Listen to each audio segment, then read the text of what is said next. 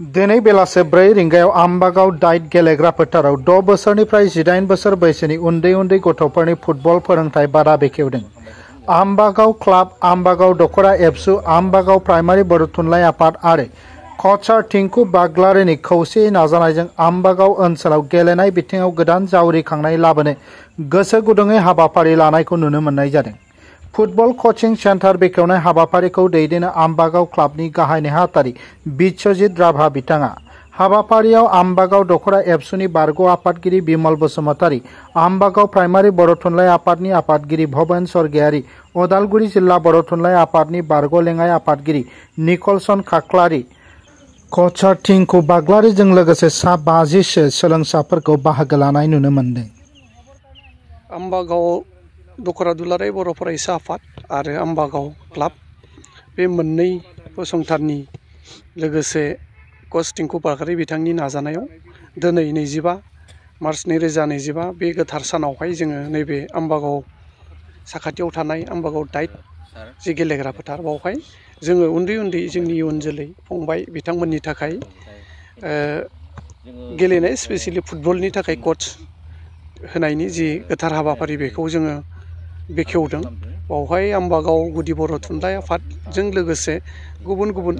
बर'नि माहारियारि फसंथाननि सोद्रोमाफोरनि नुजाथिनायावहाय बे फोरबोखौ जों लादों आरो बावहाय जोङो थारैनो जोबोद गोजोननायजों बुंनांगोन जोंनि उन्दै उन्दै इयुन जोलै फंबाय बिनानाव बिथांमोना दिनै बेखेवजेननाय हाबाफारियाव खमैबो 50नि गोजौआव दिनै बाहागो लाफैदों आरो जोङो मोनथिना मोन्दों गाबोन आरो समफोरनि उनावहाय बिथां बा जोंनि जि पार्टिसिपेन्ट बा उन्दै उन्दै फंबाय बिनानाव बिथांमोननि बाहागो लागिरिफोरनि बिबाङा बांबावगोन। बियो 100नि गोजौआव थांनायनि मोनसे मिजिं दङ। दा बेखौ लानानै जोङो गोजोननाय मोन्दों। जोंनि इयुन जोलै जोंनि यां जेनेरेसना जे गेलेनाय फारसे जोबोद मोनसे वेब फैदों बा गेलेनायनि फारसे जि गोसो दुंनाय फैदों बेखौ जों नुदों आरो बेखौ लानानै जों थारैनो जोबोर गोजोनदों आरो जों स्पेसियेलि नैबे बुब्लियावहाय जोङो साबायखर बावगोन जोंनि साखाथियाव थानाय हरिसिंगा ओनसोलनि जाखांफुनाय सासे कच उन्दै बैसोआव टिंकु बाग्लारि बिथाङा नैबे हाबाफारिखौ सामलायगोन आरो बिथांनि नैबे नाजानायनि गेजेरजों आम्बागावआव दिनै बेखेवनाय जि कोचिं सेन्टार बेखौ जोङो मोननो हादों। आम्बागाव दखरा दुलाराय बर' फरायसा आफाद आरो आम्बागाव क्लाब बे मोननै फसंथाननि लोगोसे कच टिंकु बाग्लारि बिथांनि नाजानायाव दिनै 25 मार्च 2025 बे गोथार सानावहाय जोङो नैबे आम्बागाव साखाथियाव थानाय आम्बागाव डाइट जि गेलेग्रा फोथार बावहाय जोङो उन्दै उन्दै जोंनि इयुन जोलै फंबाय बिथांमोननि थाखाय गेलेनाय स्पेसियेलि फुटबलनि थाखाय कच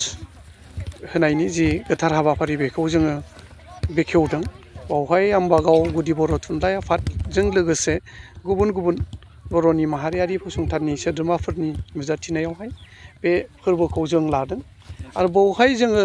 थारैनो जोबोद गोजोननायजों बुंनांगोन जोंनि उन्दै उन्दै इयुन जोलै फंबाय बिनानाव बिथांमोना दिनै बेखेवजेननाय हाबाफारियाव खमैबो 50नि गोजौआव दिनै बाहागो लाफैदों आरो जोङो मोनथिना मोन्दों गाबोन आरो समफोरनि उनावहाय बिथां बा जोंनि जि पार्टिसिपेन्ट बा उन्दै उन्दै फंबाय बिनानाव बिथांमोननि बाहागो लागिरिफोरनि बिबाङा बांबावगोन। बियो 100नि गोजौआव थांनायनि मोनसे मिजिं दङ। दा बेखौ लानानै जोङो गोजोननाय मोन्दों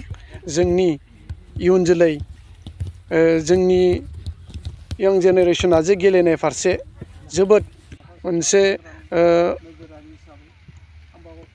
वेब फैदों बा गेलेनायनि फारसे जि गोसो दुंनाय फैदों बेखौ जों नुदों आरो बेखौ लानानै जों थारैनो जोबोर गोजोनदों आरो जों स्पेसियेलि नैबे बुब्लियावहाय जोङो साबायखर बावगोन जोंनि साखाथियाव थानाय हरिसिंगा ओनसोलनि जाखांफुनाय सासे कच उन्दै बैसोआव टिंकु बाग्लारि बिथाङा नैबे हाबाफारिखौ सामलायगोन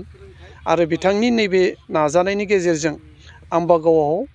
दिनै बेखेवनाय जि कोचिं सेन्टार बेखौ जोङो मोननो हादों। जोंहा क्लाबनि मोनसे उद्देश्य जाबाय जे जों बहुद सिगांनिफ्राय जों सिन्था खालामोमोन ई ओनसोलाव जों कोचिं सेन्टार आरम्भ खालामगोन होननानै जों रायलायबाय आबसुदोंबो आरो जों कचार टिंकु बाग्लारिजोंबो रायलायबाय बेनिफ्राय दिनै जागायजेनबाय जोंहा बहुद सिन्था खालामो जे जोंनि एरियानि गथ' गथायफोरा अनाय बनाय जाहाथे थाबाया जों माबा मोनसे जे लामा खिथिना होनो हायो इसोरखौ दिनै जोङो संसाराव नुदों अनेक मानसिफोरा ड्राग्सफोराव अनेक समयसायाव गोलैना दङ बेफोरखौ जों सिन्था सरसा खालामनानै जोङो এই कचिं सेन्टारखौ लानाय जादों आथिखालाव न'खराव मानसिफोरा फ्राय मबाइलाव बेस्थ' थायो खेला दुलानिफ्राय गोजानाव थायो आनखि आजिखालि मबाइलाव बेस्थ' थानानै गथ'फोरा बिमा बिफा न'खराव रायलायनाय खमिलांदों बेफोरखौबो जों बहुद सिन्था खालामनानै जोङो এই कचिंखौ जोङो आरम्भ खालामदों जाहाथे এই माबानिफ्राय जोंनि এই प्लेग्राउन्डनिफ्राय जाहाथे जोङो स्टेट लेभेलसिम बा नेसनेल प्लेयार जे जों सानसे समावबो जों बनायना हागोन बेखौ इसोरनि उसराव जों आर'ज गाबदों आसा खालामदों कचिं जिहेतु सिगाङाव बेबायदि कचिं गैयामोन दायो कचिं होनायनि गेजेरजों जोङो गोदान रोखोमनि जिखौ गेलेनांगौ टेकनिक बे टेकनिकफोरखौ रोंगौथिखौ लानानै जों गेलेयोब्ला आसा खालामदों जोंनि बे कचिंनिफ्रायनो डिस्ट्रिक्ट स्टेट नेशनेल लेभेलाव गेलेहांनाय प्लेयार ओंखारगोन होनना आसा खालामदों कचिं सेन्टार আজিৰ তাৰিখত আমি ইয়াতে পাব সক্ষম হৈছোঁ এই আম্বাগাঁও অঞ্চলত যিহেতু ইয়াৰ পৰা বহুত খেলুৱৈ ওলাই কিন্তু এনেকুৱা সুবিধা নোহোৱাৰ কাৰণে মানে বঞ্চিত হৈ থাকে আৰু দূৰ হয় ইয়াৰ পৰা হৰিচিঙা যাবলগীয়া বা ওদালগুৰি যাবৰ কাৰণে দূৰ হয় কাৰণে যাব নোৱাৰে কেইদিনমান যায় হ'লেও সদায় যাব নোৱাৰাত এনেকৈ কৰি থাকি যায় তাৰ কাৰণে মানে এইটো দেখা পাই আমি মানে অলপ দুখ লাগে যেহেতু ইমান ভাল এখন খেলপথাৰ আছে আৰু ইয়াতে বহুত ডাঙৰ এখন টুৰ্নামেণ্ট হয় ভাল কৰি তো এনেকুৱা অঞ্চলত এটা ভাল কোচিং চেণ্টাৰ লাগে বুলি ভাবি ইয়াতে কোচিং চেণ্টাৰটো তেওঁলোকৰ সহায়ত আছোঁ আৰু আম্বাগাঁও ক্লাবৰ সহায়ত খুলিবৰ কাৰণে সক্ষম হৈছোঁ আৰু তাৰ কাৰণে নিজকে ভাল লাগিছে আৰু আশা কৰোঁ ভৱিষ্যতত এই অঞ্চলৰ পৰা আমি ৰাজ্যিক আৰু ডিষ্ট্ৰিক্ট আৰু ইণ্টাৰনেশ্যনেল পৰ্যায়লৈকে খেলুৱৈ ওলাবৰ কাৰণে চেষ্টা কৰিম আৰু ওদালগুৰিৰ যাতে সুনাম কঢ়িয়াই আনিব পাৰোঁ তাৰ কাৰণে আমি চেষ্টা কৰিম